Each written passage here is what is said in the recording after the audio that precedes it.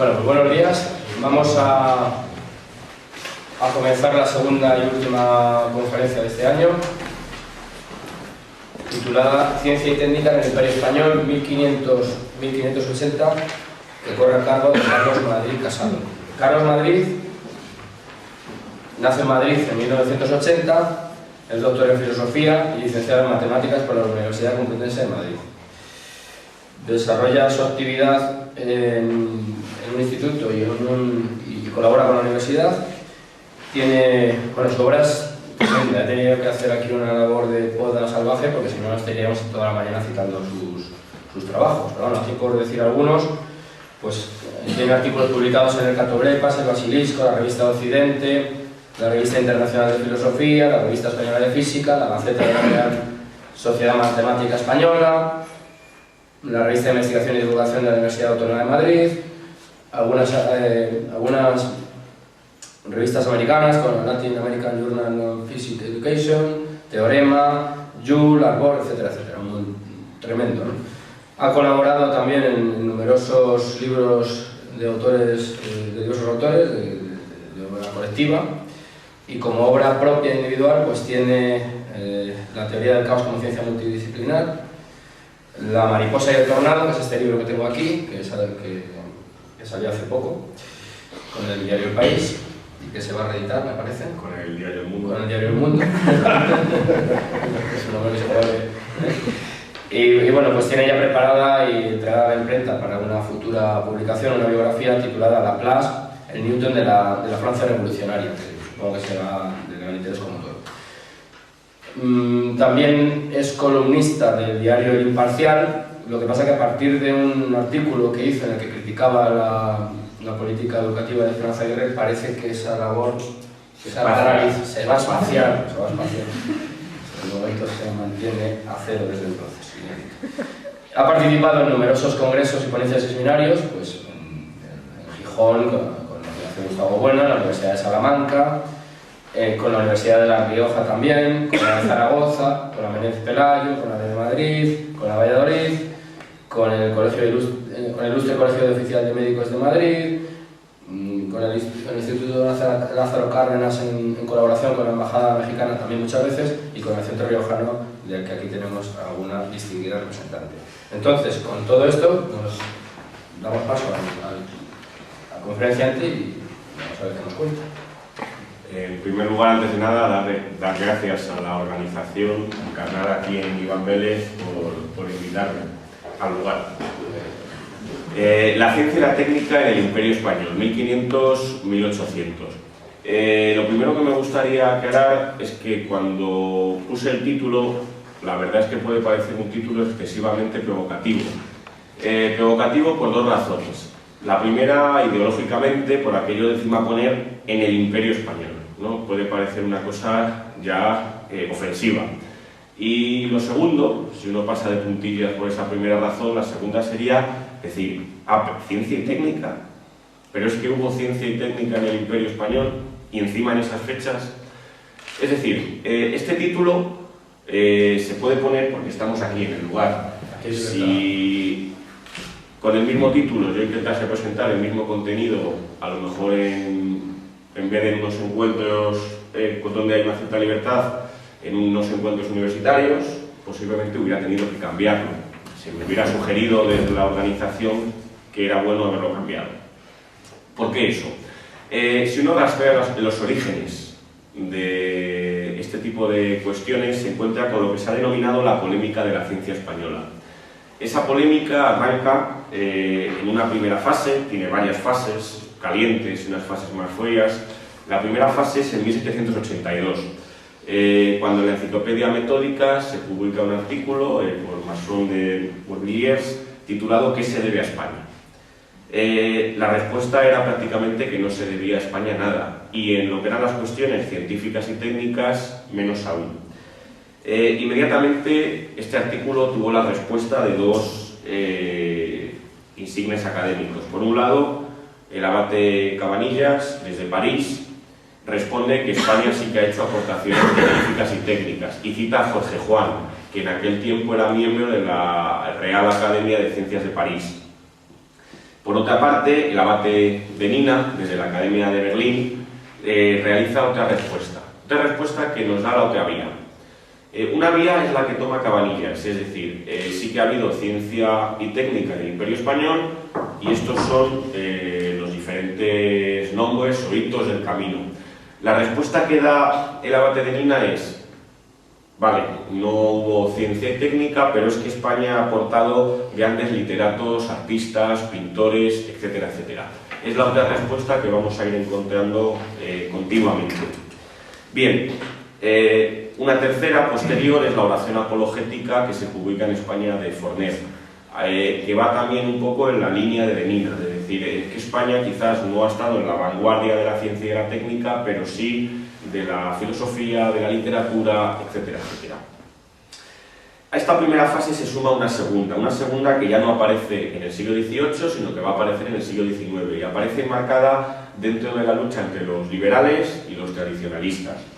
Sí hay que marcar con una fecha, afinar con una fecha, 1866. Echegaray, el matemático e ingeniero que acabaría siendo ministro de los gobiernos liberales de final de época y luego premio Nobel de Literatura en 1906 por su obra El Gran Galeoto, publica al ingresar en la Academia de Ciencias un discurso en el cual asume totalmente la leyenda negra y viene a decir que prácticamente España no ha aportado nada en ciencia y técnica, y que si no lo ha hecho y no ha aportado es precisamente por culpa de la Inquisición. Y esa es la cita. Curiosamente, entre los académicos que le van a responder, un profesor de bachillerato, de secundaria, Felipe Picatoste, el cual publicará años después su libro denominado Apuntes para una biblioteca científica española del siglo XVI. Estudios biográficos y bibliográficos de ciencias exactas, físicas y naturales y sus inmediatas aplicaciones. Este libro, si ustedes tienen interés, está en PDF por una universidad canadiense, está colgado, está en español y se puede leer. Y en el libro es una colección entera donde se te van situando todos los libros que él ha descubierto, Picatoste descubre, y por cierto, no era tradicionalista, era un propio liberal que estaba haciendo la respuesta a Echegaray, diciendo que España sí que en el siglo XVI fue una potencia también científica y técnica. Unos años después, en 1876, la polémica vuelve a saltar a la arena. En este caso, pues, en ella se van a ver luchando Manuel de la Revilla, Méndez Pelayo y José del Perojo. De nuevo aquí la discusión es entre la ciencia española y el factor represivo que pudo ser la Inquisición. Esa polémica prácticamente con la llegada de la Edad de Plata de la cultura española y pues se va a olvidar. A día de hoy sigue estando muy presente, sobre todo por las conexiones que tiene con la leyenda negra. Pero hay que decir que hoy, en año 2012, esos complejos atávicos no se los puede y se los debe quitar. Basta citar un hecho. En matemáticas somos el quinto país en producción mundial. En otras ciencias no, pero si en matemáticas somos el quinto país en producción mundial no debe ser por un defecto de nuestra raza o de nuestras cabezas. Será por otro tipo de cuestiones económicas o que no exista una adecuada política estatal planificadora a la hora de creación de laboratorios, etcétera, etcétera. Pero en matemáticas, que es una ciencia que tiene unas particularidades importantes, como son que los investigadores no necesitan grandes presupuestos, si somos quintos en producción mundial, es la prueba de que los españoles no somos incapaces de producir en ciencia. Bien, teniendo en cuenta esto, lo primero que habría que decir es que esta polémica, la polémica de la ciencia española, que está en el inconsciente colectivo y que es lo que puede hacer que cuando uno titula una conferencia La ciencia y la técnica en el Imperio Español, pues sienta ciertos reparos, hay que comentar lo siguiente, y es que no se puede abordar si antes no se ventilan dos cuestiones anejas. ¿Cuáles son esas dos cuestiones que uno tiene antes que ventilar antes de poder meterse a estudiar la ciencia española entre 1500 y 1800? Pues son fundamentalmente las siguientes. La primera, ¿qué es la ciencia?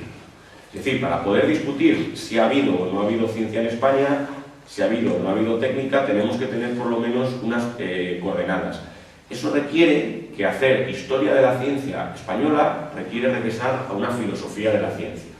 Es decir, primero hay que aclarar ciertos términos para poder superar luego los datos empíricos, el nivel meramente de decir Estos son los libros que se han publicado con sus fechas y sus ediciones. Si queremos luego construir a partir de ahí un cierto esquema, requiere regresar a la filosofía. Bien, aquí, pues, con muchísima brevedad, simplemente voy a acogerme, como partes naturales, a la teoría de la ciencia del materialismo filosófico, a la teoría del cierre categorial. Y vamos a señalar que existen 4 modulaciones o 4 acepciones de ciencia. 4 modulaciones que se pueden entender muy bien históricamente, cronológicamente. Primero estaría la ciencia como saber hacer, cuyo escenario sería el taller y que está muy próxima a la técnica. Sería, por ejemplo, el arte del herrero o el arte del zapatero. Ahí tenemos una muestra, ¿no?, por ejemplo, del arte del herrero. En segundo lugar, posteriormente a este primer escenario científico, surge en un lugar muy determinado, como es la Grecia clásica, una segunda acepción de ciencia. Sería la idea de ciencia como un sistema de proposiciones verdaderas derivadas de principios. El escenario de esta segunda acepción de ciencia no va a ser el taller ligado a la técnica, va a ser la academia. El ejemplo es la academia platónica y la referencia que podemos tomar es la geometría griega y en general todas las ciencias deductivas matemáticas que van a venir a partir de ahí. Varios cientos de años después va a surgir, en el siglo XVI, XVII, XVIII, una tercera acepción de ciencia. Esas son las ciencias positivas, que es tal y como las entendemos a día de hoy. Esas ciencias positivas ya no tienen como escenario ni el taller del herrero ni la academia de los geómetras griegos. Van a tener como escenario el laboratorio, que es lo que entendemos a día de hoy por las ciencias positivas. Ejemplo paradigmático, la física y la química. Y una cuarta acepción, quizás que surge a partir del siglo XX y en unas condiciones muy determinadas, serían las ciencias, la acepción que intenta extender la tercera a una cuarta opción, que serían las ciencias humanas. Intentar que la historia, la política, etcétera, también son ciencias, que en algo se parecen también a sus compañeras la física y la química. Pues bien, la ciencia que vamos a tomar como referencia obligada es la de la tercera acepción. Esa tercera y revolucionaria acepción que nace en ese periodo que se ha venido a denominar, aunque hoy hay mucho que matizar, revolución científica, es la que nos interesa. El problema es que para poder ver si esa es la que hay o no hay en España, o en qué sentido España contribuye a ella o deja de hacerlo, uno tiene que intentar analizar qué componentes hay ahí. No me puedo detener en ello, pero lo que sí que me interesa señalar es que esa ciencia positiva es algo más que fórmulas y ecuaciones, que es como actualmente la comprendemos muchas veces. Tendemos a reducir la ciencia a un libro de texto en el cual aparecen una serie de ecuaciones, de fórmulas, con un gran componente matemático. Pues bien, lo que intento señalar es que esa acepción de ciencia positiva revolucionaria tiene esa parte, por supuesto, pero a su vez hay que ligarla a una serie de componentes prácticos, de técnicas que se van a asumir, de aparatos e instrumentos que van a empezar a funcionar y a coordinarse con esas fórmulas, etcétera, etcétera. Es decir, que no vamos a poder desligar en ningún momento los componentes teóricos de los componentes prácticos. Y esto es necesario para poder responder afirmativamente al enunciado titular de la conferencia. Esa sería la primera cuestión que habría que ventilar. Entonces, lo que tenemos que intentar mostrar es si en España ha habido ciencia en esa determinada acepción revolucionaria, de ciencia positiva. Una ciencia positiva que va a tener componentes heredados, pero también que va a tener unos componentes nuevos. Eso es lo que tenemos que buscar. Y en segundo lugar, hay otra cuestión que hay que ventilar, les he dicho. Esa es la siguiente. Es una cuestión casi de sociología, pero que es interesante también. Es responder a la pregunta que viene a continuación. ¿Por qué hay o no hay ciencia en un estado en una determinada época? No basta con decir sí o no, también hay que justificar ese sí o no. ¿Cómo se puede responder a eso? Pues bien, voy a intentar simplemente aquí acogerme a título de propuesta, pero que se puede reelaborar, a las tesis de un sociólogo de la década de los años 30, aunque luego muy longevo, porque el libro al que me voy a referir lo publica en esa época, pero tiene muchos trabajos posteriores, que es Robert K. Merton. Merton es uno quizás de los fundadores de la sociología de la ciencia, y su gran libro, que es Ciencia y Tecnología en la Inglaterra del siglo XVII, intenta averiguar por qué en un estado como la Inglaterra puritana apareció la ciencia que realmente ligamos a Newton. Su respuesta, el libro ha sido muy mal leído, ha sido un libro tremendamente mal interpretado, sobre todo por cuestiones que tienen que ver, aquí no me puedo meter, que es con la Guerra Fría, ¿vale? Pero eso no me puedo meter. El libro tiene dos partes muy diferenciadas. Una primera parte idealista, en la cual, siguiendo a Max Weber, la tesis de Merton es que son una variable de factores culturales e ideológicos lo que determina que haya o no haya ciencia. La tesis de Merton es que, de igual manera que los puritanos y calvinistas fueron un buen caldo de cultivo para el capitalismo, esa misma ética puritana era un gran germen para que surgiese la ciencia. ¿En qué sentido? Pues que los países protestantes, al valorar mucho la utilidad, como el éxito como signo de la gracia, pues iban a valorar la ciencia por lo que tenía para favorecer el éxito comercial, el éxito mercantil. Y al mismo tiempo, la propia ciencia era una especie de glorificación de Dios en la naturaleza. O dicho de otra manera, la ciencia, y es el hecho como lo entendía Newton, era una especie de teología por otros medios. Nos iba a permitir conocer al Creador y glorificar la creación por otro tipo de medios distintos a los habituales. Pues bien, estas dos cuestiones que señala muy bien Merton y que él liga a la ética puritana son la primera parte del libro, pero la segunda parte, que curiosamente es la más amplia del libro, Merton deja de seguir a Weber y sigue al sociólogo marxista Boris Hessen, como él mismo reconoce. Él intenta hallar también las raíces socioeconómicas de que haya o no haya ciencia en la Inglaterra puritana. Y es aquí, a mi juicio, donde desde una perspectiva materialista más interés tiene. Él señala lo siguiente: señala que las necesidades económicas y militares ejercieron una influencia poderosa en el desarrollo científico. Y va señalando como, por ejemplo, la Inglaterra precapitalista, la necesidad de la minería, de drenar las minas, tanto del agua que acumulaban en invierno como de los gases. Eso va a favorecer los estudios que tienen que ver con la presión atmosférica, con elevar columnas de agua y con los precedentes de la máquina de vapor, máquinas de aire, máquinas de agua, etc. Al mismo tiempo, por ejemplo, los estudios relacionados con la minería y la metalurgia van a favorecer estudios sobre la química. Boyle, por ejemplo, no olvidemos que sus dos grandes obras son, aparte de esa especie de protoquímica que luego se sellará con Lavoisier, es la bomba de vacío, es su gran aportación. También habría que señalar, por ejemplo, que la necesidad de desarrollar el comercio y la navegación, pues sobre todo para resolver problemas como son el problema de la latitud y la longitud en el mar, el problema de la declinación magnética de la brújula, el trazado de mapas, etcétera, etcétera, va a hacer que, por ejemplo, los estudios de la mecánica celeste se desarrollen muchísimo. Es curioso porque la mecánica celeste y la mecánica newtoniana los solemos asociar con los estudios más abstractos. Newton, por ejemplo, cuando publica su teoría lunar en 1702, dice en el prefacio a los lectores: lo hago aunque sé que no está completa. De hecho, la teoría lunar de Newton cometió un error de 17 minutos de arco en sus tablas lunares. Eso es un error que para la revelación es muy importante, aunque visto desde el punto de vista teórico es algo prácticamente despreciable. Dice Newton: sé que mi teoría no está completa, la teoría lunar no se completaría hasta la Peirce. Lo hace por una razón. Dice, porque unas tablas lunares precisas nos van a permitir en un barco determinar la longitud sin necesidad de telescopios.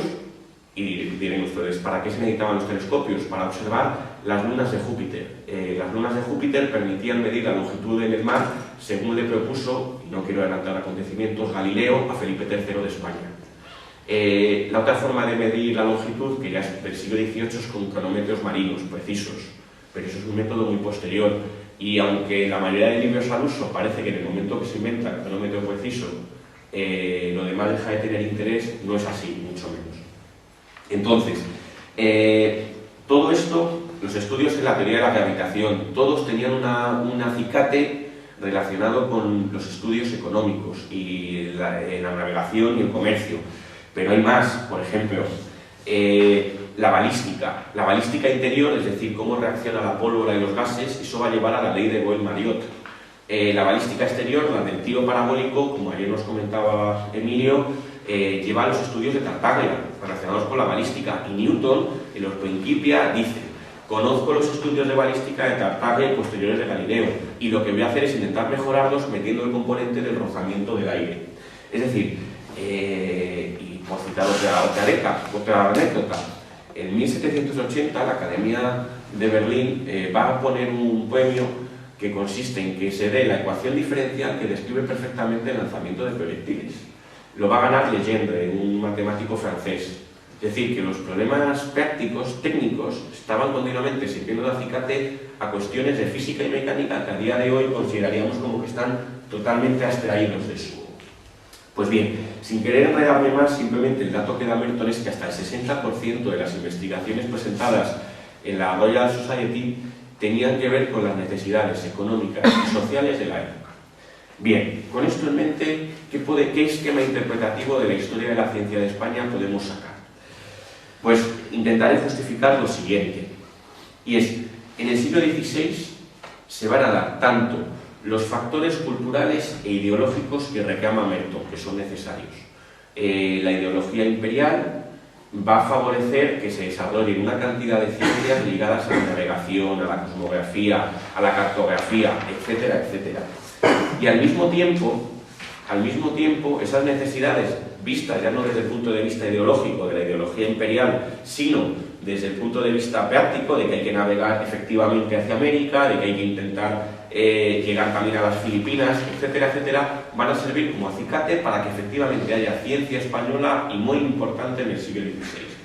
En el siglo XVII, el esquema interpretativo que yo intento extraer a partir de los datos empíricos y relacionándolos obviamente, rebasando con ideas filosóficas estos conceptos, serían los siguientes, y es fundamentalmente que la ideología va a servir un poco de freno, un poco en la línea de lo que decía el conde Duque de Olivares, de que era necesario que España se hiciese la nación comercial, pero que la nobleza en aquellos momentos, hacer la nación comercial pasaba por lo que sí que se estaba haciendo en la Inglaterra napolitana, es decir, un trabajo manual.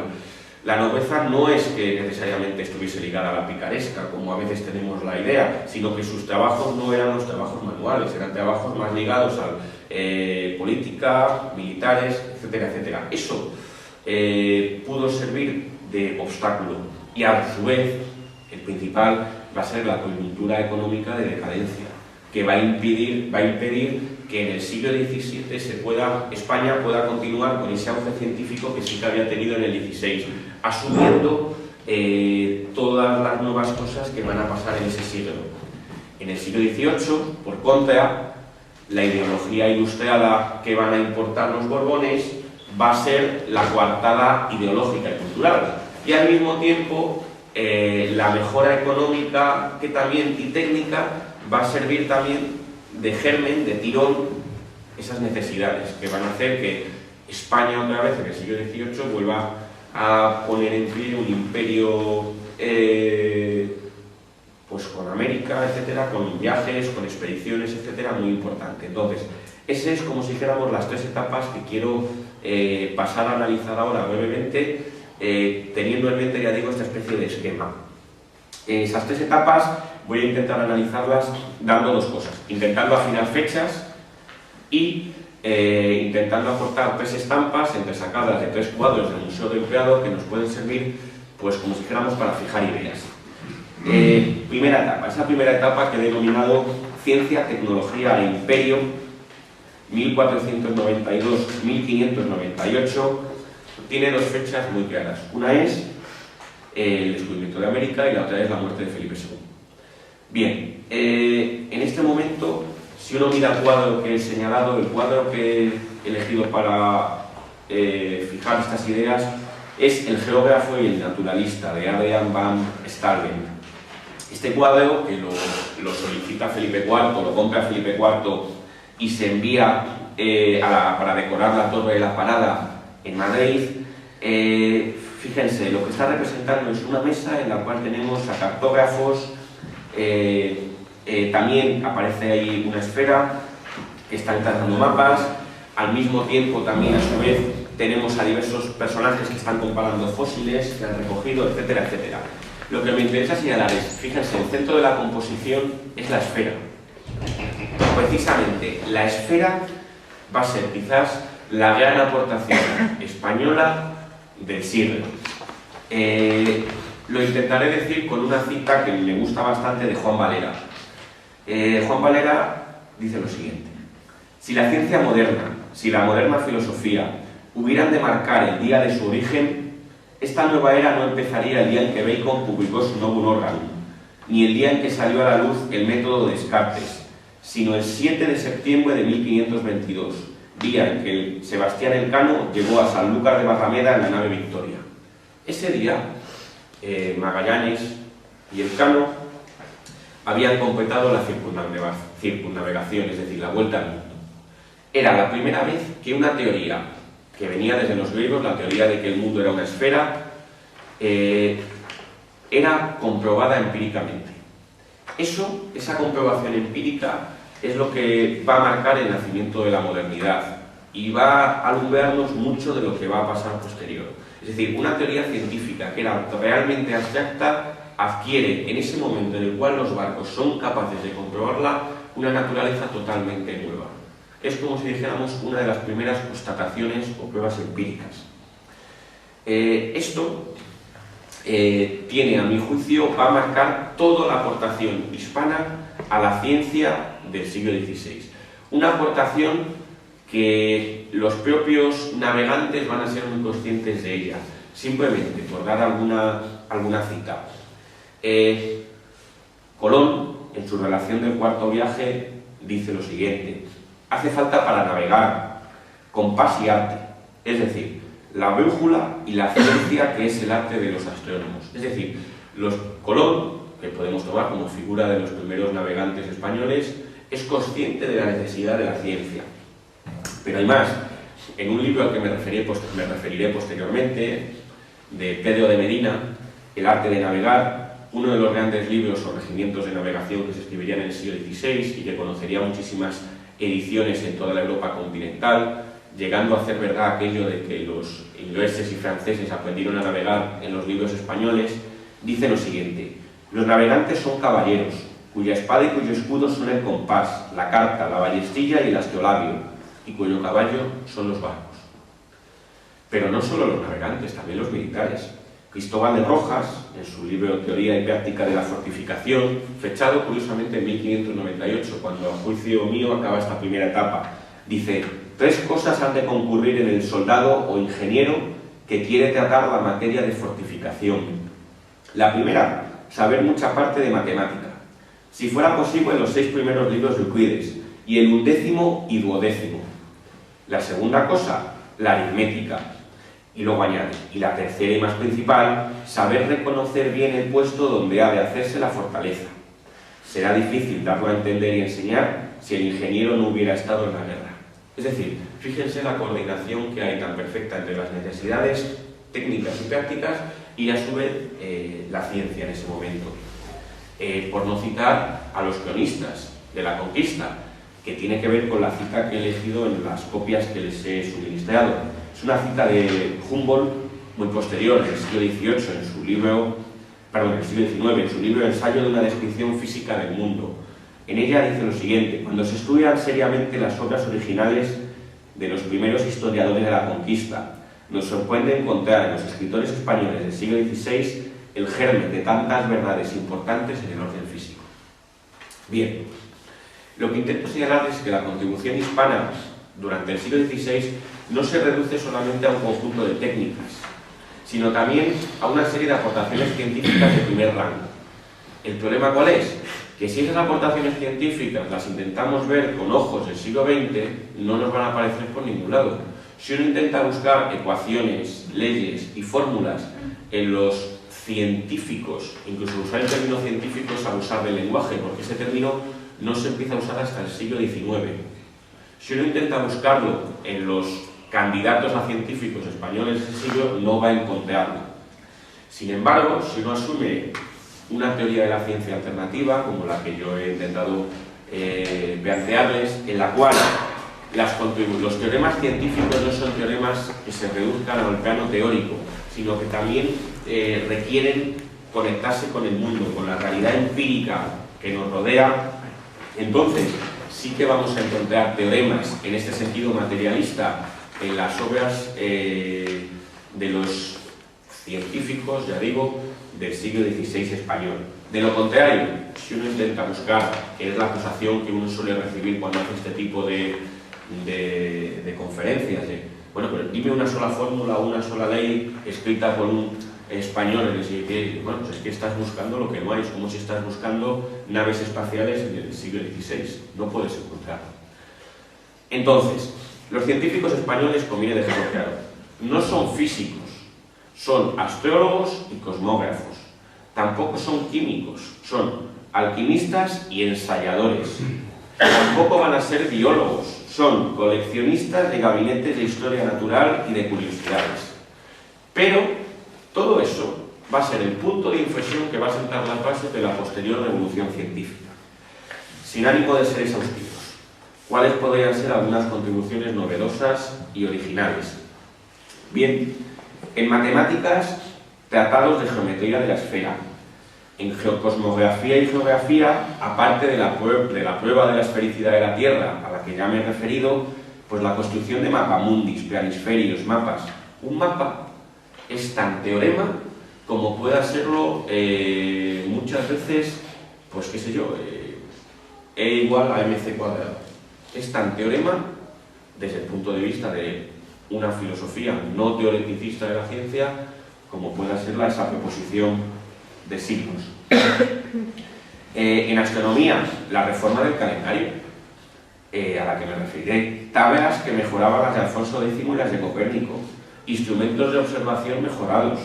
En náutica, regimientos de navegación y cartas de marear, aparte de, por ejemplo, tomar en el hemisferio sur la Cruz del Sur como referencia, ya no la polar, que no se divisaba.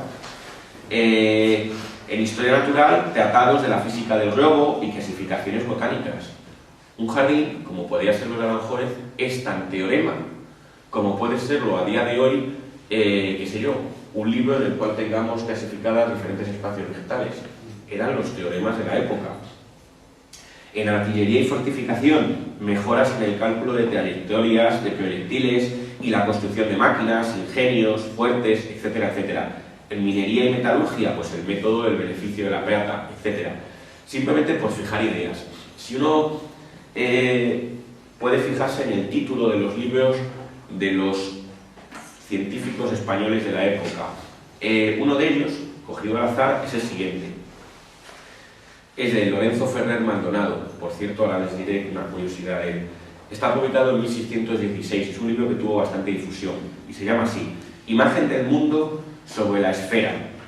Ya ven la primera composición con las matemáticas. Cosmografía, geografía, relación con la parte cosmográfica y cartográfica.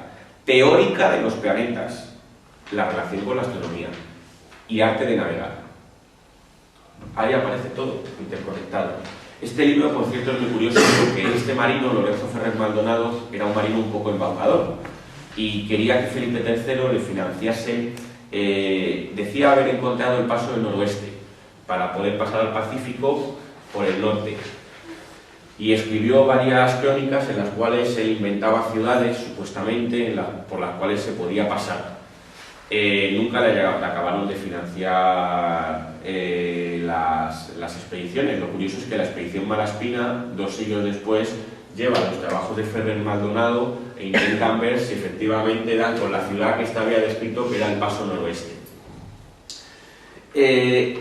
Ya digo, fíjense toda esa lista que les he intentado plantear de teoremas en un sentido no meramente formal, sino en un sentido material. ¿Por qué España entonces está en la primera línea de lanzamiento, en el primer punto de salida científico durante el siglo XVI? Yo lo achaco a 2 cuestiones. Una es, en primer lugar, porque España, por la situación histórica, había sido la punta de lanza contra el enemigo islámico, pero también ese enemigo islámico había permitido recuperar bastantes saberes de los griegos a través de él. Es decir, ahí existe el humanismo hispano que va a ir recuperando esos saberes clásicos a partir de lo que era el contacto con las diferentes tribus árabes. Pero también, sobre todo, el otro factor es el descubrimiento de América, que va a ser el motor de todas las investigaciones del siglo XVI. Esta conexión, a mi juicio, como he intentado señalarles cuando les he hablado de Merton y de la sociología de la ciencia, no es ni mucho menos gratuita. Si uno intenta ahora ir viendo pues, algunas disciplinas, tal y como las clasificamos y las particionamos a día de hoy, pero siendo consciente de que estas particiones no corresponden a particiones de la época, ¿cuáles podrían ser algunas contribuciones que acabasen de señalar esto que ya digo, que el descubrimiento, la conquista, la construcción y la explotación y la defensa del imperio no fueron asuntos menores y que demandaron la presencia sostenida de astrónomos, cosmógrafos, ingenieros, por decirlo como lo decía Nebuija, ensayadores, etcétera, etcétera? Es decir, que el vuelo de las águilas del imperio es inseparable sin el trabajo de estas personas. En primer lugar, si uno atiende a las técnicas, no me voy a detener, porque ya lo vimos ayer, cómo desde el punto de vista del tratamiento de los minerales, de la metalurgia, están la obra de Bartolomé de Medina y un siglo después el sacerdote de Lepe, afincado en Potosí, que es Alonso Barba, que publica su gran libro en 1640, Arte de los metales. Por cierto, libro cuya edición tenía Newton, y no es casual, Newton tenía un gran interés en ese tipo de cuestiones. Dirigió la Casa de la Moneda londinense. El patrón oro, del que todos los economistas hablan, es una imposición de Newton. Newton fue el que decidió fijar el valor de la moneda británica usando el patrón oro. Entonces, es interesante ver esta conexión, que Newton, uno de los libros que tenía en la Casa de la Moneda, era el libro de Alonso Barba. Pero mucho más, como también se comentó ayer desde el punto de vista de la técnica, la gran cantidad de ingenios físicos que van a aparecer en los ríos españoles, los de Juanero, pero también, por ejemplo, los de Jerónimo de Allanz, a los que también nos hemos fijado.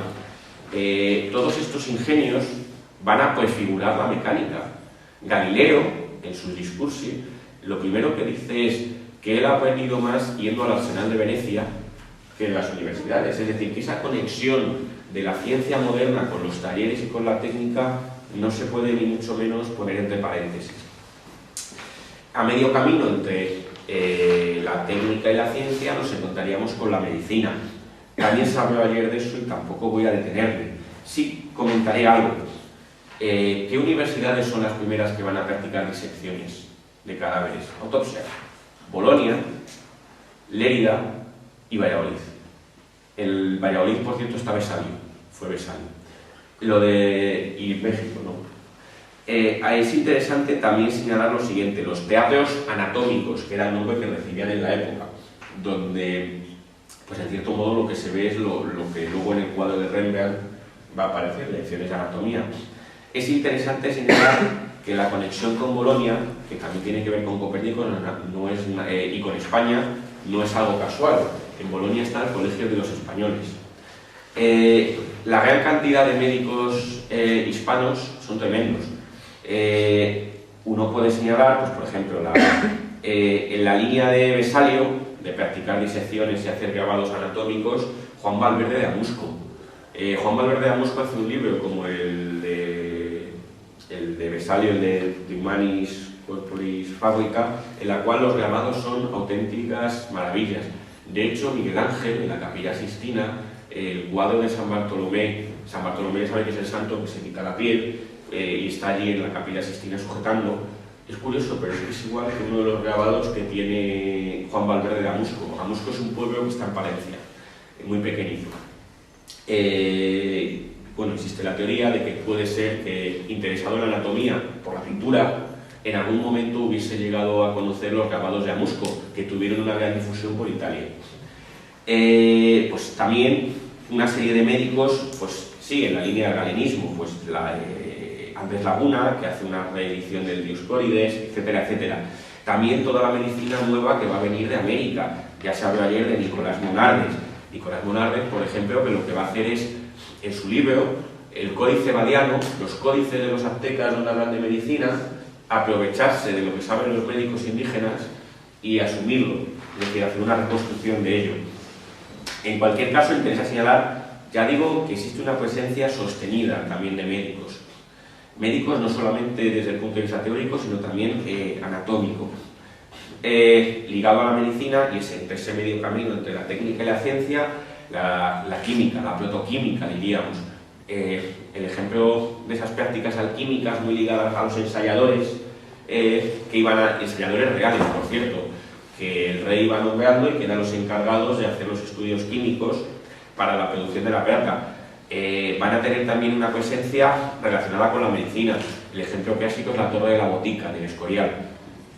Y yendo ya a lo que serán luego las futuras ciencias. En matemáticas, las matemáticas tenían una gran presencia en las universidades españolas.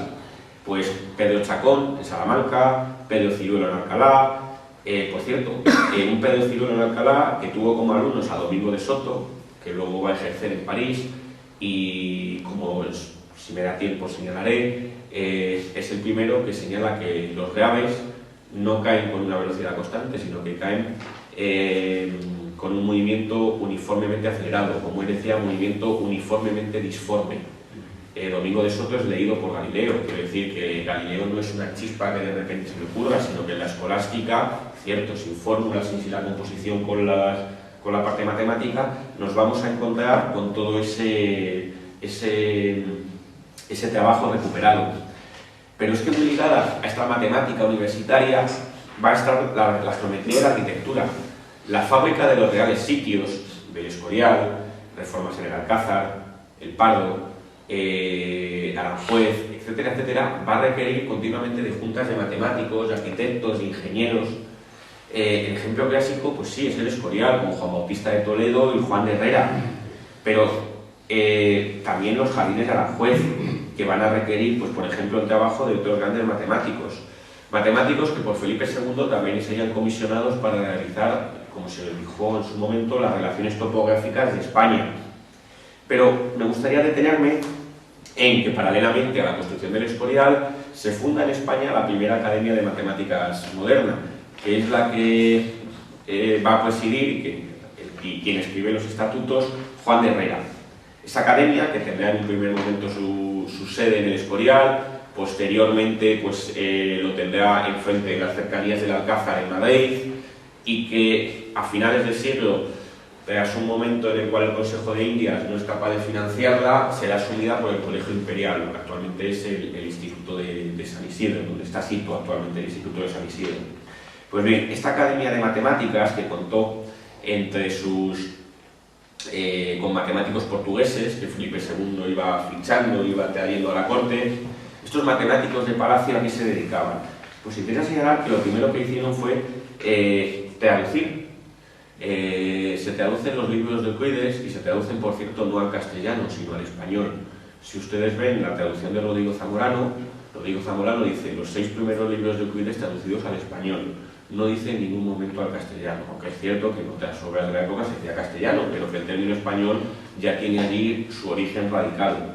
Se van a traducir también las obras de Tartaglia, incluso de Copérnico. De Copérnico las traducirá Juan Cedillo, una parte. Todos estos matemáticos van a hacer una labor de formación de unas pequeñas élites. Lo que sucede es que, como trataré en la segunda etapa, no tendría una continuación la institución.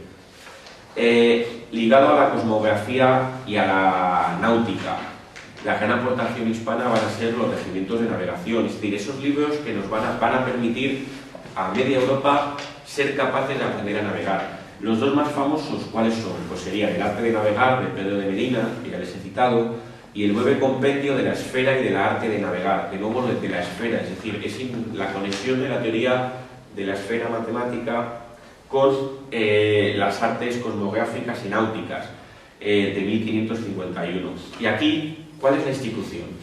Si las matemáticas, la institución que uno tiene que tener en la cabeza es la Academia de Matemáticas fundada por Felipe II.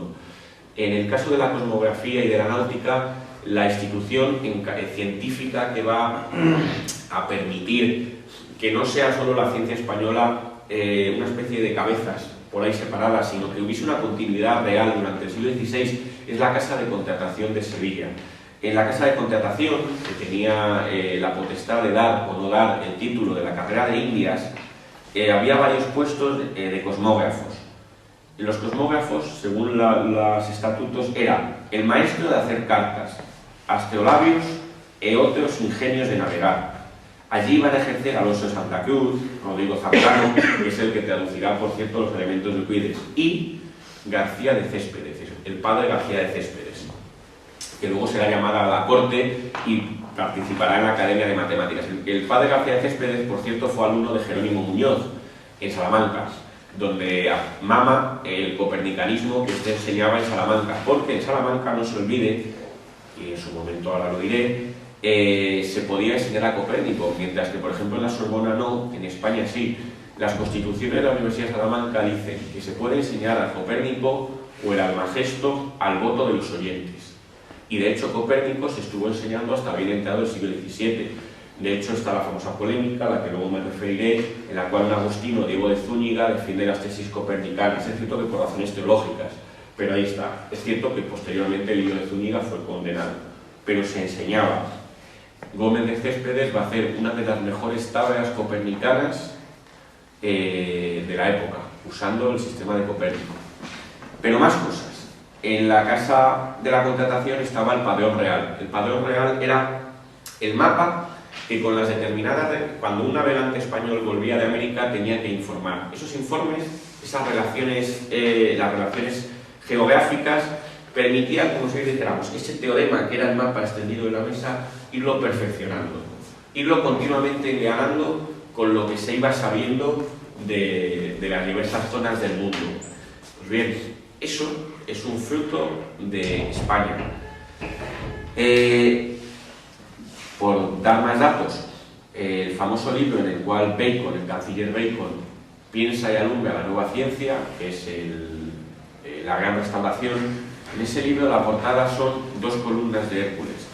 Esa portada la toma el canciller Bacon de un libro de García de Céspedes publicado unos años antes. El libro de García de Céspedes se llama Regimiento de Navegación y en él aparece en la portada las columnas de Hércules y unos barcos con bandera española que están navegando más allá. Esa portada la toma Bacon como un calco para la Gran Restauración, su gran obra donde profetiza el advenimiento de la nueva ciencia.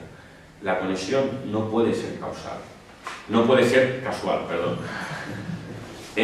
Más cosas, como también se ha señalado, los modelos de informes que usa la Casa de Contratación van a servir de modelo para luego la Royal Society, de que los diversos investigadores que están conectados con la institución informen de los nuevos avances que van consiguiendo. Fíjense, generalmente los filósofos anglosajones suelen tomar como modelo de la nueva ciencia los cuadros de Vermeer. El cuadro del astrónomo y el geógrafo, que por cierto estuvo hace poco en Bilbao, en una exposición allí que se organizó de Vermeer. Si uno describe lo que está viendo allí en ese cuadro, lo que se está describiendo es lo mismo que hacía un cosmógrafo hispano del siglo XVI. El lugar de trabajo del cosmógrafo real era principalmente su propia casa. Una amplia mesa ocupaba gran parte de una estancia no muy grande, bien iluminada por la luz que entraba por un gran ventanal. Sobre la mesa, varios mapas y cartas de marear abiertos y extendidos al lado de otros enrollados. Casi en el centro, los útiles de dibujo compartían lugar con diversos instrumentos matemáticos, como compases, reglas y planisferios. Al lado, un par de relojes de arena de distinto tamaño, una aguja imantada y una piedra para cebar. Unos anaqueles en las paredes almacenan distintos astrolabios, niveles y ballestillas, y algunos, pocos, volúmenes, casi todos manuscritos, contratados sobre la esfera, unos elementos de Euclides, unas tablas de efemérides y los regimientos de navegación más conocidos. En el suelo, casi impidiendo el paso, reposaban 2 o 3 globos terrestres y celestes, un par de cuadrantes y una esfera armilar. Eso, que es lo que se ve en el cuadro de Vermeer, es lo mismo que estaban haciendo los cosmógrafos hispanos. Velázquez también va a representar la profesión en un cuadro que se llama El Geógrafo, el cual no está en España, está en el Museo de Rouen, en Francia. Y esta conexión de la cosmografía y de las matemáticas con la arquitectura también tiene cuando esas matemáticas se componen no ya con el mundo terrestre, generando teoremas como son los mapas extendidos sobre una mesa de 2 dimensiones, sino se componen con el mundo celeste, van a dar teoremas como son las tablas de efemérides, es decir, las tablas de las posiciones de los planetas, muy importantes. Incluso la reforma del calendario. En la reforma del calendario juliano, para adecuar el año terrestre con el año solar, se cuenta con el claustro de la Universidad de Salamanca, y entre los matemáticos que van a ayudar a Keavio, que es el Euclides del siglo XVI, por así decirlo, está Pedro Chacón, y también pues estarán pues otros escolásticos españoles que van a ayudar en este tipo de cambios. De Jerónimo de Muñoz se habló mucho ayer, comentando que en cierto modo, bajo la protección de Felipe II, que era el que le pagaba los libros, fue el primero en señalar el carácter corruptivo de los cielos, señalando que esa nueva estrella que había aparecido en 1572 no era un mero fenómeno atmosférico, sino que era pues, efectivamente una nueva estrella.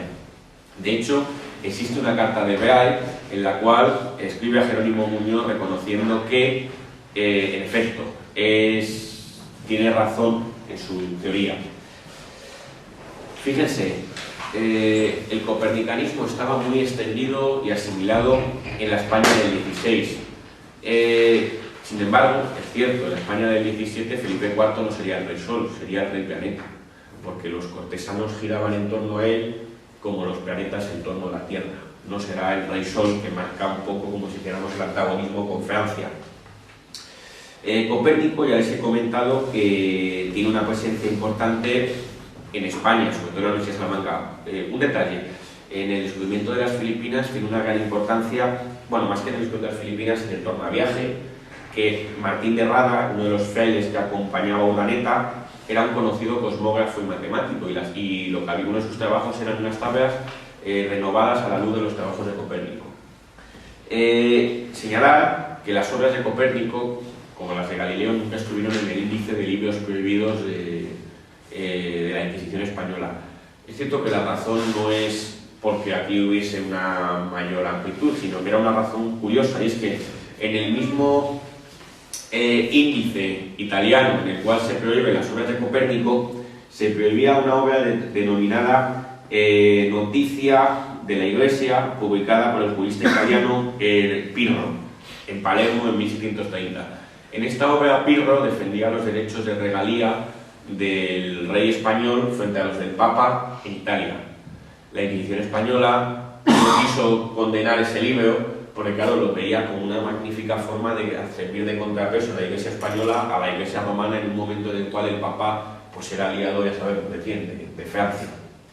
Y entonces, por esta razón, nunca van a estar en el índice, aunque posteriormente, es cierto, el copernicanismo tuvo que ser defendido únicamente como hipótesis, incluso en tiempos de Jorge Juan, cuando Jorge Juan publique junto con Ulloa sus observaciones astronómicas y físicas, tiene que decir, ya en el siglo XVIII, tiene que decir que defiende el sistema copernicano a modo de hipótesis.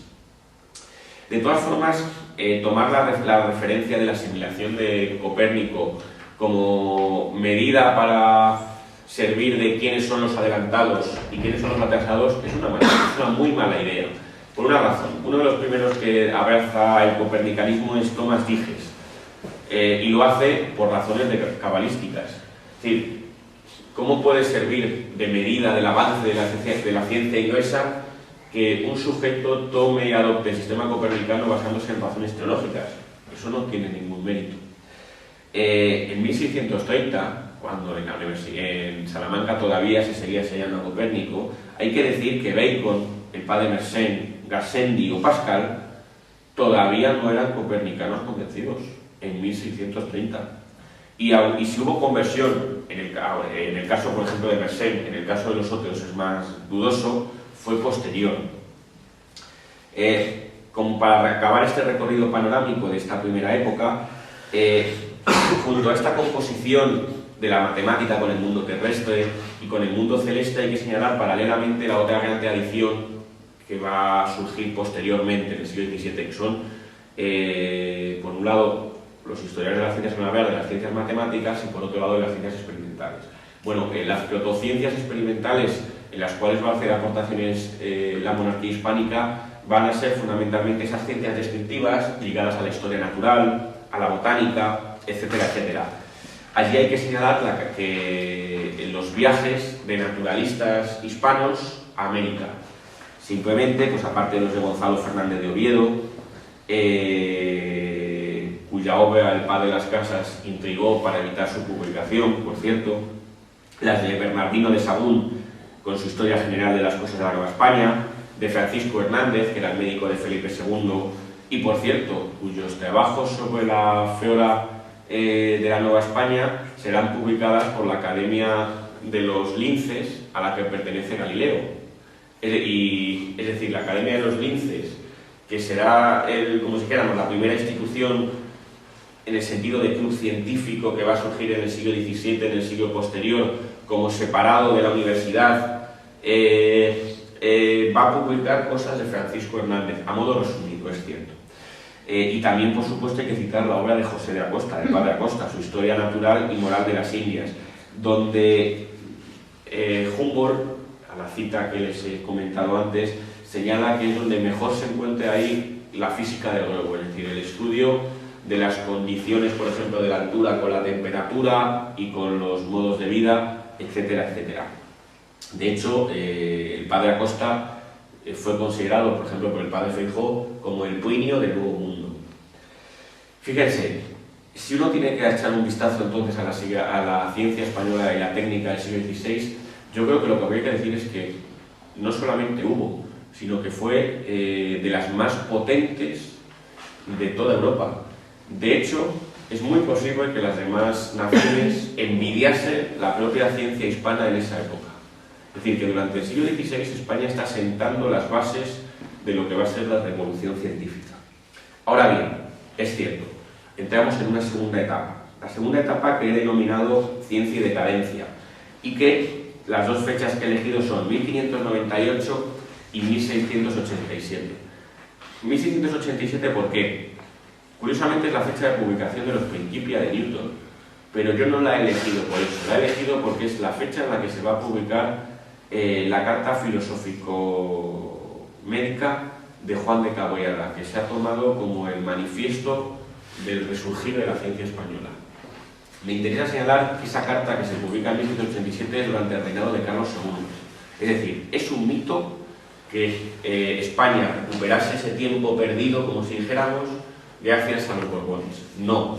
A finales del reinado de Carlos II, donde ya empieza a haber índices económicos positivos, España empieza a recuperar y asimilar la nueva ciencia que, cierto, no se había hecho allí durante ese siglo, gran parte.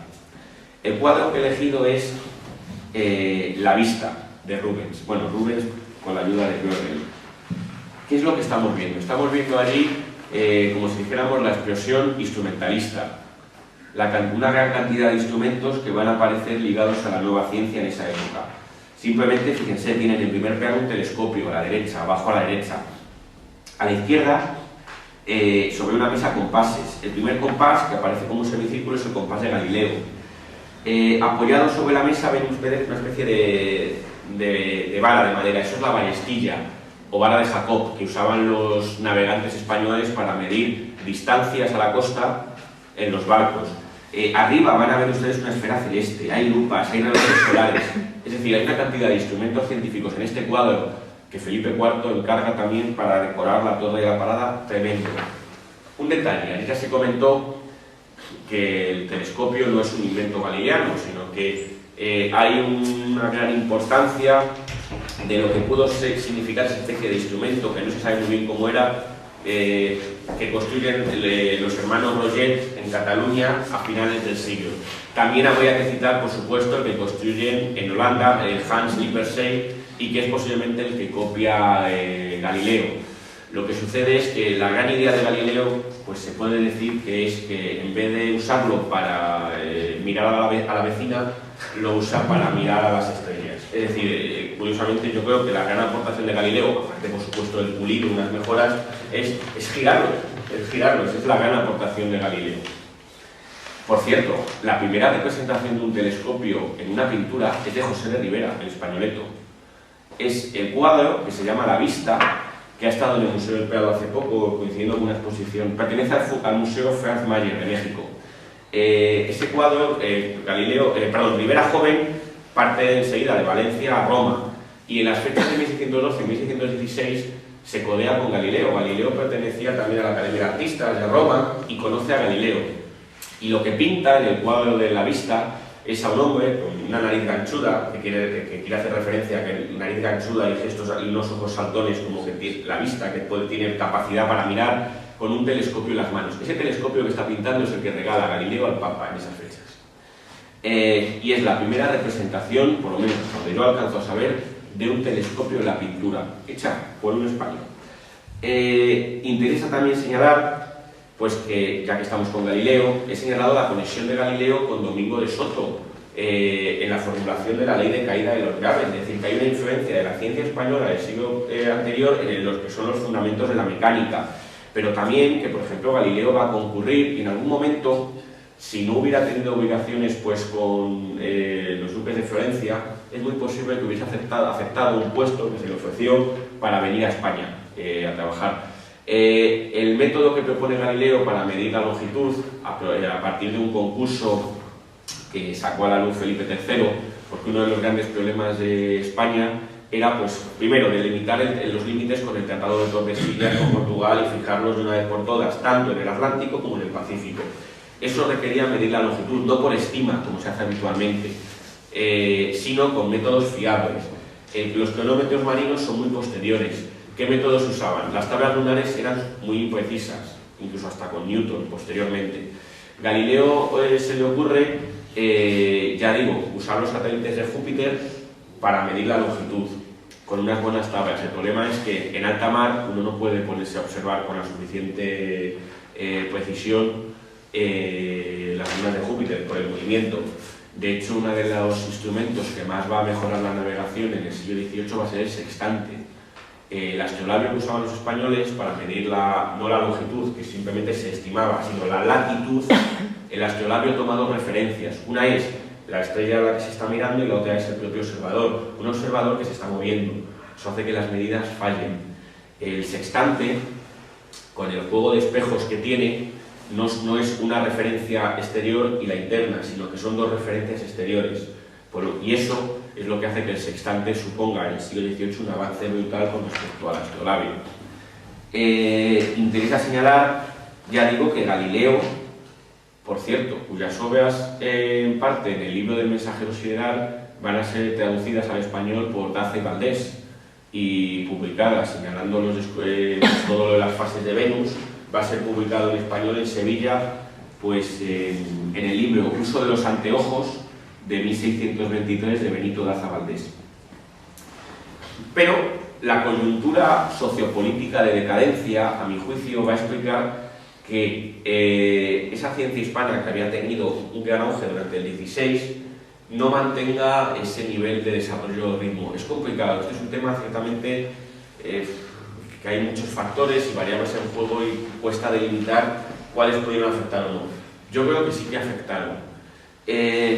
Pero claro, la crítica que uno puede hacer es, pero si fue el siglo de oro, que es la crítica de Menéndez Pelayo.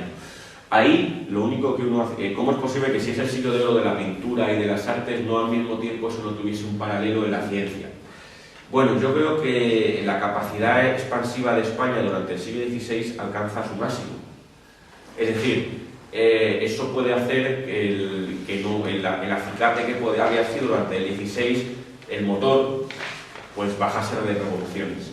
Eso es lo primero. Y aparte, la coyuntura económica de esa decadencia puede hacer que unos fondos que son finitos no encuentren pues la misma financiación para otras actividades lejanas a la pintura. ¿Quiere eso decir, la pintura, el arte, etcétera? ¿Quiere eso decir que es que no había genios para científicos o que había algún tipo de problema biológico en los españoles para hacer ciencia durante el siglo XVII? No, lo que sucede es que yo creo que el número de genios, o sea, las explicaciones que uno debe dar del siglo XVII español no son biológicas, sino que son sociales. ¿En qué sentido? No es que no hubiera genios científicos, sino el número de genios que nacen en cualquier país viene a ser prácticamente igual, similar, incluso suponiendo que tenga algún sentido hablar de genios.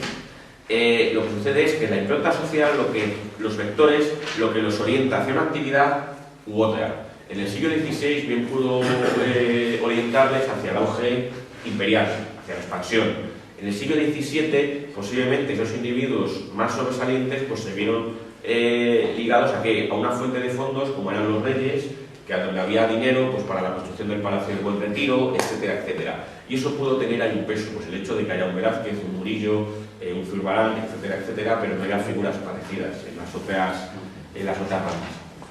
Sin embargo,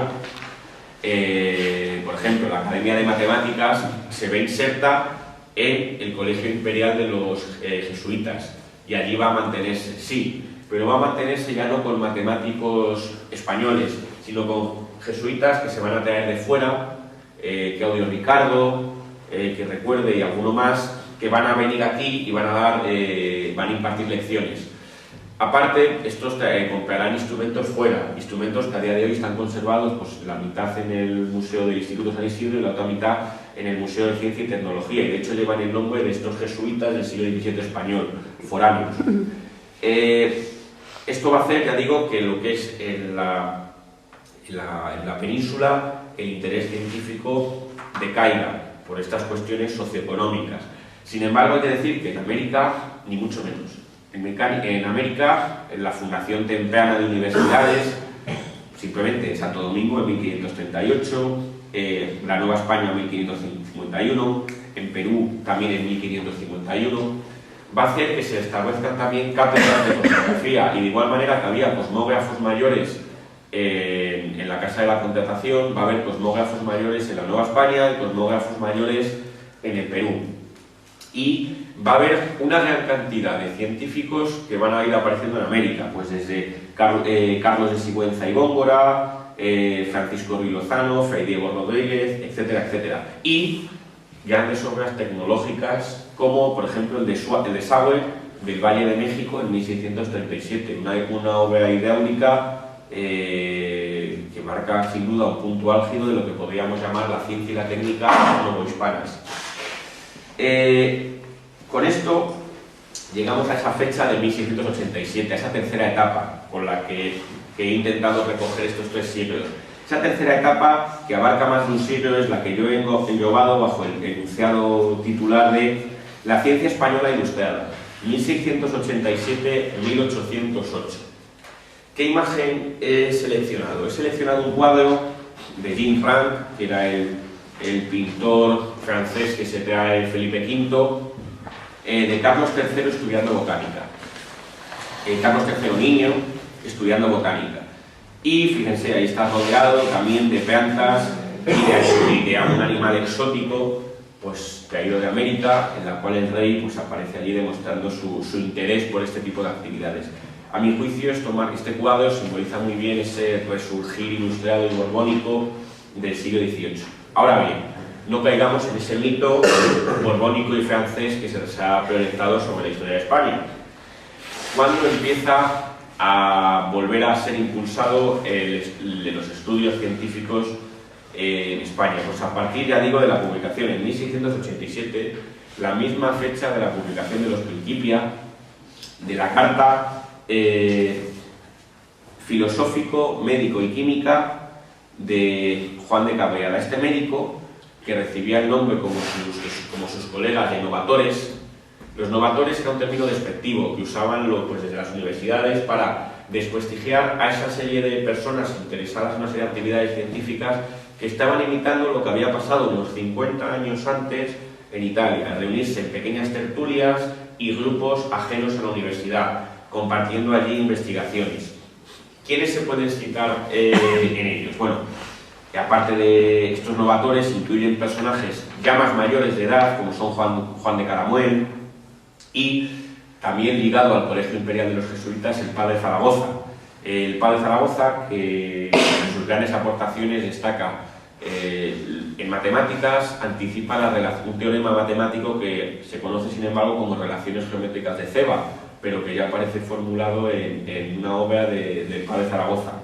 Y el padre Zaragoza pasa también por ser supuestamente copernicano, puesto que en uno de sus libros más famosos, titulado Esfera en Común Celesti Terráquea de 1675, entre ellos un curioso matemático también que se llama Tomás Vicente Tosca. Este Tomás Vicente Tosca va a escribir un compendio en 1700 y muy poco, que va a conocer ediciones en francés, en alemán y en inglés, y se va a usar en muchísimas universidades para enseñar las matemáticas de la época, entre ellos el cálculo de fusiones y el cálculo de Leibniz. Es curioso que este compendio en España no conocido mucho éxito, fue traducido y usado como libro de texto en matemáticas en muchísimas universidades. También fue traducido al italiano. Y también pues está, por ejemplo, los trabajos de Antonio Hugo de Homeric, cuyo análisis geométrico de 1689 lo tenía el mismo Newton y fue alabado tremendamente por Newton. O los trabajos del microscopista Crisóstomo Martínez. Es decir, hay una serie de figuras que van a ir surgiendo junto a estas nuevas instituciones puntuales, de tertulias, etcétera, que van a ir surgiendo durante la segunda parte del reinado de Carlos II. Bueno, busquemos las raíces socioeconómicas y políticas. Don Juan José de Austria. Don Juan José de Austria, ya saben, el hijo de Felipe IV con la Calderona, que sirvió de valido durante mucho tiempo a Carlos II, estudió en el Colegio Imperial y uno de sus profesores le transmitió el interés por la nueva ciencia.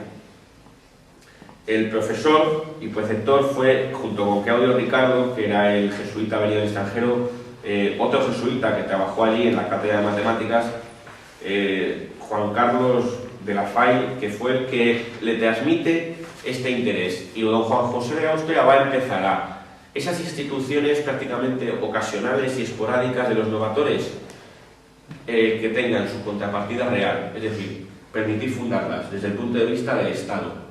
Bien, ¿cuál es la primera de ellas? La primera de ellas es la que se funda gracias a la insistencia de Juan de Cabrera en su carta filosófica, que es la Regia Sociedad de Medicina y otras Ciencias de Sevilla, 1700. Paralelamente se van a fundar, por ejemplo, en Bruselas, la Academia de Matemáticas de Bruselas, pues sume, y de hecho se puede ver en su página web, de que su antecedente está en la Academia Militar y de Matemáticas que fundan los españoles a finales del siglo XVII. En 1688-89, los ingenieros militares españoles que están ahí destinados fundan en Bruselas una academia de matemáticas. Esa academia pervivirá hasta 1713, que es el momento en el cual España pierde esas posesiones. Entonces se cierra. 20 años después se va a volver a abrir. La abrirán los propios habitantes de allí, ya alejados de la influencia hispana. Pero curiosamente la van a abrir sintiéndose herederos de la tradición española. Es curioso que el modelo de esa Academia de nuevo Ingenieros Militares de Bruselas será copiado por la Real Escuela de Ingenieros Militares de Messiers, que es la que va a formar a los grandes ingenieros militares de la Revolución Francesa, donde es curioso, ejercería pues, el que fue ministro de Marina, el que firma, que eso poca gente lo sabe, que el que firma como jefe del gobierno en funciones la ejecución de Luis XVI en la Revolución Francesa es el matemático Gaspard Monge. Es él el que la firma. Era ministro de Marina, trabajaba en la Escuela de Ingenieros y firma como jefe del gobierno en funciones esa decapitación. Por cierto, un Monge cuyo se dio a conocer con un problema que no parecía de ciencia, que era el problema de la desenfilada, que consistía en, dada una fortificación que queremos proteger de los disparos enemigos, qué clase de muros hay que construir delante para que se tape. Él aplica la geometría descriptiva a eso y consigue dar una demostración. Y eso le da el puesto de profesor. Pero fíjense, un problema totalmente conectado con necesidades prácticas, el problema de la desenfilada. Bien, con la llegada de los Borbones, este impulso que ya había empezado con los últimos años del reinado de Carlos II va a seguir hacia arriba. La Real Escuela de Matemáticas de Barcelona, fundada en 1710 por José Casari. La Escuela de Guardiamarinas de Cádiz, 1717, donde posteriormente Jorge Juan, en 1752, montaría el primer observatorio astronómico.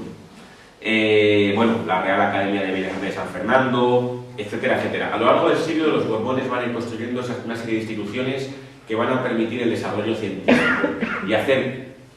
y eso nunca se debe olvidar, que hay que permitir alcanzar el gran nivel al que rozó la ciencia española ilustrada. Ejemplos más, pues el Colegio de Artillería de Segovia, donde Luis Prus formularía la ley de las proporciones definidas, una ley que va a servir de base a la química moderna.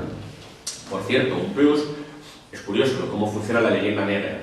Se suele decir en muchos libros de texto que vino a España huyendo de la Revolución Francesa.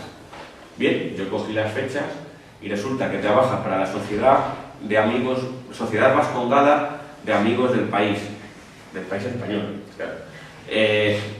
Curiosamente, empieza a trabajar con eso en la década de los 70. Yo decía, caramba, si todavía no había revolución. ¿Y cuándo viene al Real Colegio de Artillería de Segovia? 1781. Y yo decía, caramba, yo juraría que la Revolución Francesa es del 89. Es decir, que eso es mentira. Y informándome más, ¿cómo viene Prus a España? El conde de Aranda, embajador en París, va a Lavoisier, por cierto, jefe de los recaudadores de impuestos, y al mismo tiempo del Arsenal de París, encargado de la pólvora y del salitre. De nuevo, el teoreticismo aquí falla absolutamente. Y le dice, ¿qué químico nos podemos llevar a España? Y le recomiendan al joven Luis Prus. Y Prus se viene a España. Luego tuvo un problema con el obispo de Segovia, porque parece que Luis Prus no iba suficientemente a misa.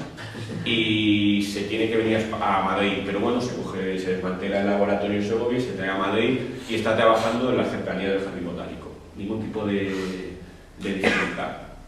Entonces, es interesante esto. Por cierto, cuando alguna vez a un historiador le plantearon esto, me dice, ya, pero es que ya estaba percibiendo lo inminente de la Revolución Francesa.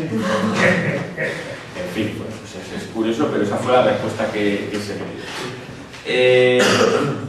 Bien, es decir, fíjense la fundación tan tremenda de instituciones que va a haber. Al mismo tiempo, una cosa que comentábamos ayer, la labor divulgadora del Voltaire español, ese Voltaire español que va a ser el padre Feijóo. Newton publica los Principia en 1687. Uno tiene la idea de que se publican los Principia y de repente ya todo el mundo es newtoniano, excepto en España. En España somos irredentos y no se aceptan las teorías newtonianas. Bueno, las teorías newtonianas se aceptan muy rápidamente en Inglaterra, pero que traspasen las fronteras de las islas y pasen al continente costó casi un siglo. Es decir, en Francia, los cartesianos, no se olvide cuál era la nacionalidad de Descartes, eran mayoría. Y hasta que no se solventa la polémica de la figura de la Tierra, de la que ahora me referiré porque ahí vuelve a entrar España, no se va asumiendo la teoría newtoniana de la gravedad frente a la teoría cartesiana de los vórtices. Uno de las que hace más porque se empieza a admitir es Voltaire con sus cartas filosóficas. Ayer miramos que las cartas filosóficas de Voltaire son de 1728. El Teatro Crítico Universal, primer tomo, es de 1730, es decir, la popularización de Newton, que también hace el padre Feijóo, es prácticamente a las mismas fechas que Voltaire, con lo cual no hay un sistemático atraso. Otra cosa es, claro está, que, y ya me referiré, que la obra de Newton en España fuese asimilada y trabajada con suficientes recursos, lo cual ahora voy a matizar qué es lo que falló. Interesa señalar, ¿cuándo se acepta entonces la teoría de Newton en Francia? Los cartesianos pensaban que la Tierra tenía figura de melón, es decir, achatada por el ecuador y estirada por los polos. Newton había predicho que un cuerpo en movimiento sometido a la fuerza de la gravedad está al revés, tiene forma de sandía, achatado por los polos y más engrosado por el ecuador. Se organizan dos expediciones, una a Laponia por el Maupertuis y Queiroz, y otra al Virreinato del Perú. La organizan Luis Godín, que por cierto este astrónomo, para ganarse la vida mientras estuvo en el Perú, decide ocupar la cátedra de cosmografía de la Universidad de Lima. Es decir, había cátedra de cosmografía en Lima y asume allí el puesto de profesor. Y bueno, Charles de la Condamine, que es el otro que la acompaña, y dos jóvenes guardiamarinas españoles, Jorge Juan y Antonio de Ulloa, que acompañan a la expedición. ¿Y dónde van a formarse? Y van a ser quizás las dos grandes figuras newtonianas de la España ilustrada. Bien, estos personajes que allí hacen las mediciones, los habitantes novohispanos les llamaban los caballeros del punto fijo, porque siempre les veían pertrechados con extraños instrumentos mirando a lo lejos. Entonces de ahí quedó como que eran los caballeros del punto fijo. Bien, al volver, por cierto, Antonio de Ulloa sería nombrado miembro de la Royal Society, Jorge Juan de la Academia de Ciencias de París, y van a empezar a publicar una cantidad de trabajos importantísimos. Observaciones astronómicas y físicas de los reinos del Perú, de las cuales se deduce la figura y magnitud de la Tierra. Relación histórica de viaje a la América Meridional. Y el gran libro de Jorge Juan, El examen marítimo, de 1771. Un libro que fue considerado en la época mucho mejor que el de Euler. Euler, el gran matemático que pasa por ser el gran matemático abstracto, la mayoría de sus obras son obras prácticas ligadas a la construcción de fuentes. Por cierto, la construcción de fuentes, contaré, Euler, que tuvo problemas en los ojos y acabó ciego, estaba en la corte de Federico II, en Prusia.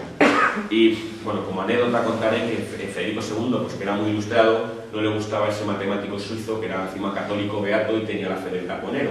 Y cuando por fin consigue mandarle a San Petersburgo a Euler y lo cambia por Lagrange, dice, qué bien, me he quitado un matemático tuerto y he ganado uno con dos ojos. El caso es que a Euler le manda que construya fuentes, etc.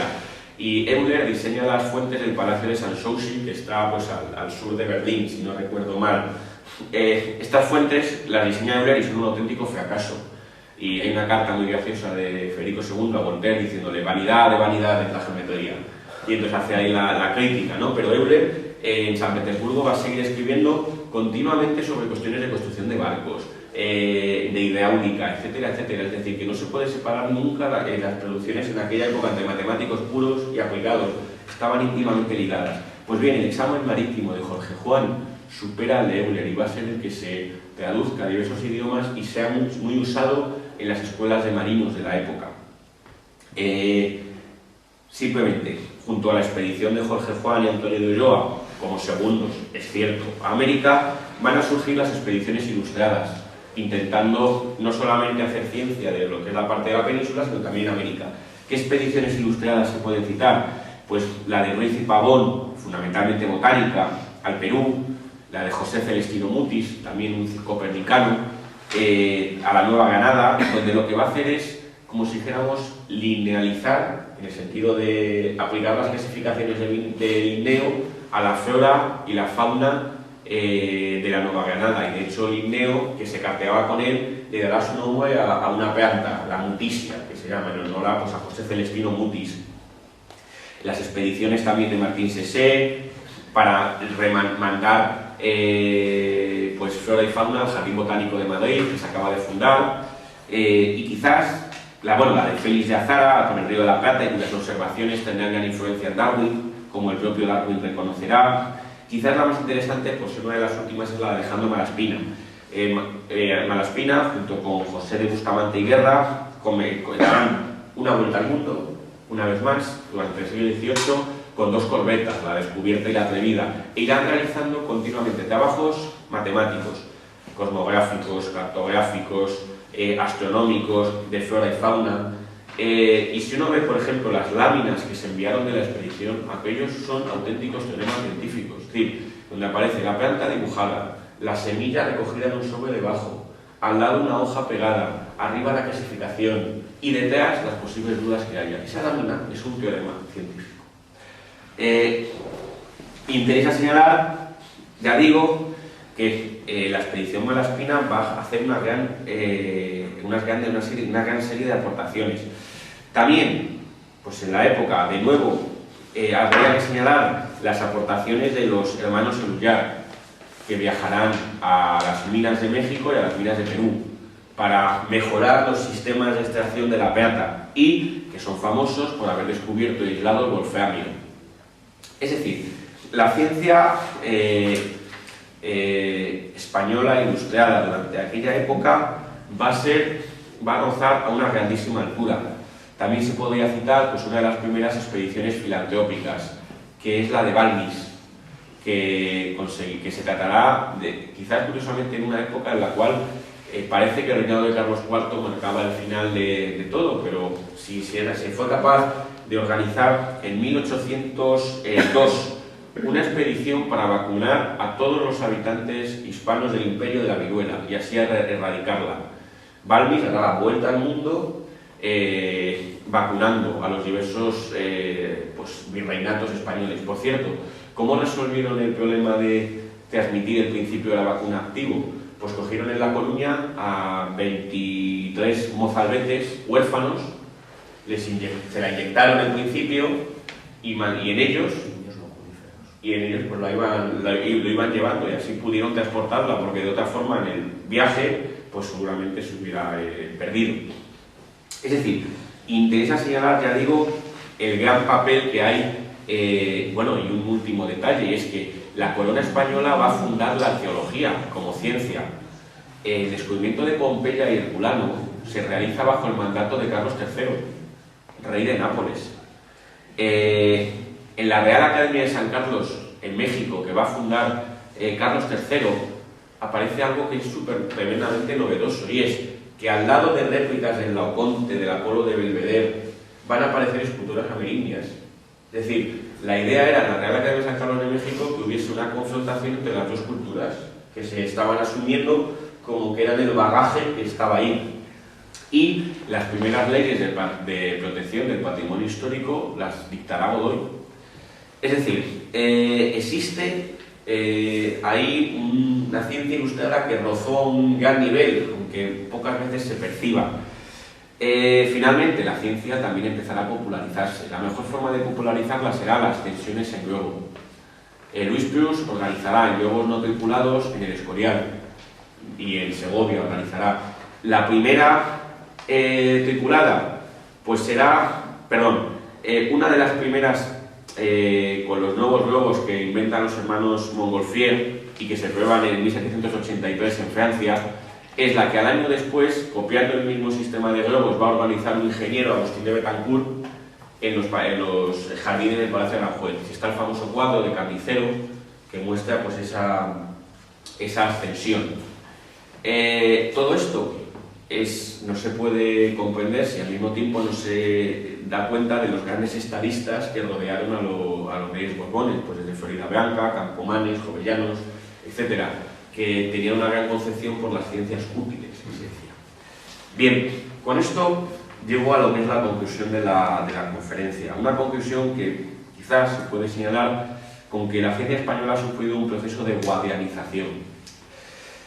Es cierto, en vano puede pretender enmascararse el distanciamiento de España del curso central en el cual se constituye la ciencia moderna del siglo XVII. Dicho esto, hay que reconocer dos cosas. La primera, que las bases fueron sentadas durante el siglo XVI por el Imperio Hispánico, así hay que decirlo, y que durante el siglo XVIII hubo una labor tremendamente importante de asimilación de lo que se había hecho y de nuevas aportaciones.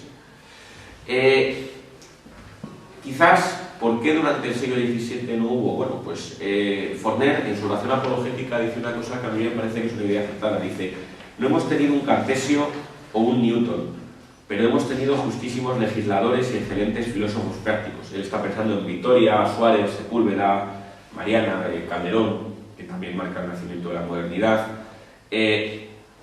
Bien, es decir, la impronta social, lo que decía antes, el hecho no es que en España no hubiera personas preparadas, es que posiblemente los vectores que durante el siglo XVI apuntaban a una serie de actividades relacionadas con las protociencias posteriores, y siempre estoy, ya digo, mirándolo con anteojos actuales, pues en el XVII cambiaron de sentido.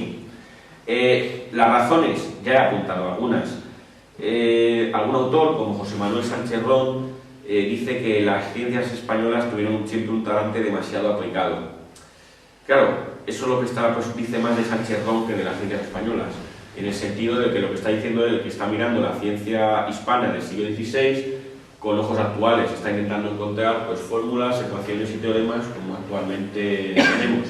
Si uno cambia esa filosofía o teoría de la ciencia y adquiere una visión más amplia en la cual los componentes teóricos siempre tienen que estar trabados con una serie de materiales que se están trabajando continuamente y sobre todo por las manos, pues lo que ve es que pues efectivamente eran teoremas. Lo que he dicho, una lámina de botánica o un mapa es un teorema tan científico en el siglo XVI como puede ser hoy pues una ecuación. El factor fundamental, a mi juicio, sigue siendo el factor económico, ¿no? Hay que decir que el gran esfuerzo que se realizó, por cierto, un factor económico que yo no lo conectaría con el factor inquisitorial ni con la leyenda negra. Ya he señalado que los libros de Copérnico no estuvieron en el índice. Es cierto, tuvo que haber la Inquisición pudo ser un freno, pero ni mucho menos yo creo que, en mi opinión, tan grande como muchas veces se suele admitir. Como estando en Cuenca voy a acordarse de Diego Zapata, quizás que pareció uno de los novatores que acaba preso en las cárceles de Cuenca y al que Goya dedicará posteriormente un grabado, etc. Interesa señalar que, por ejemplo, los jesuitas, muy instalados en España, formaron una red científica que permitió la entrada y también la difusión de muchas de las cosas que circulasen, materiales y trabajos desde Europa. Y, pues lo que dice Feijóo, que los tratados físicos de Boyle o Newton, por más herejes que fuesen, no estaban prohibidos. Lo que estaban prohibidos eran sus obras teológicas. En cualquier caso, es cierto que esta coyuntura que yo amplio en factores políticos y económicos, hizo que España no pudiese recibir ni contribuir al empuje de esa ciencia nueva durante el siglo XVII. Es decir, cuando digo ese empuje me refiero a la transformación de la cosmografía en mecánica, la transformación también de la protoquímica de los ensayadores en química, la transformación de la geometría de herencia euclidea en el álgebra y el cálculo infinitesimal, o por último de una medicina anatómica en una medicina fisiológica y conectada con la biología microscópica. Es decir, esas transformaciones pues hubieron de hacerse en España ya comenzado el siglo XVIII. Nunca se encarece lo suficiente el gran nivel que tuvo la ciencia española ilustrada, pero es que la Guerra de la Independencia supuso un final tremendamente abrupto. Por ejemplo, en Madrid, lo que se llamó la Colina de las Ciencias, formada por el Observatorio Astronómico, el Jardín Botánico, el edificio proyectado por Juan de Villanueva para acoger la Academia de Ciencias y el Gabinete de Máquinas y los laboratorios de química, era el actual Museo del Prado. Nunca llegó a ocuparse como Academia de Ciencias, y España no tendría Academia de Ciencias hasta el siglo XIX. Y el Hospital de Cirugía que estaba allí. Eso se vio tremendamente cortado abruptamente por la Guerra de Independencia. Hay que decir que, por ejemplo, el gran telescopio Herschel, que se instaló en el Observatorio de Madrid, cercano al Retiro y al Jardín Botánico, fue destruido por los franceses, los cuales lo hicieron astillas para calentarse. Como era de madera, lo quemaron y lo usaron para calentarse. Ese tiempo, ese corte hubo de ser recuperado ya en el siglo XIX, pues sobre todo por la parte que corresponde a los grupos liberales, por una serie de políticas que fueron las que sentaron las bases de esa edad de plata posterior, que marca el hecho de que pues se pudo recuperar perfectamente todo ese nivel científico atrasado durante el siglo XX, el primer cuarto del siglo XX. En cualquier caso, lo que sí que me gustaría concluir como idea fundamental en esta es esa cuadernización que he trazado de la ciencia española en siglo XVI, siglo XVII y siglo XVIII requiere regresar a la filosofía necesariamente. Muchas gracias.